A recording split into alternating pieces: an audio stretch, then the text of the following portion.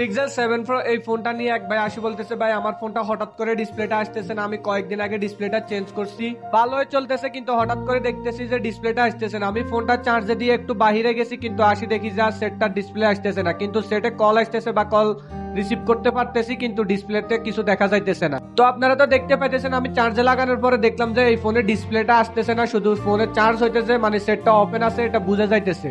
তো এরপরে কাস্টমারে বলতেছে ভাই আপনি একটু ব্যাটারিটা খুলে আবার কষ্ট করে ডিসপ্লেটা লাগিয়ে দেখেন, যদি ডিসপ্লেটা চলে আসে তাহলে আমার অনেক উপকার হবে, না হলে আমি পুরোটাই ধরা খেয়ে যাব। তো এরপর আমি খুব সুন্দরভাবে ডিসপ্লেটা খুলে নিয়েছি, খুলে নিয়ে ব্যাটারিটা খুললাম, খুলে আমি সুন্দরভাবে এখন ব্যাটারিটা আবার ফিটিং করে ডিসপ্লেটা ফিটিং করলাম। ফিটিং করে যখন চার্জে লাগাইছি সেম আগের মতোই চার্জ হয়, বাট ডিসপ্লেতে টোটালি কিছু আসে না। তো কাস্টমারে বললাম যে ভাই আপনার তো ডিসপ্লেটা নষ্ট হয়ে গেছে।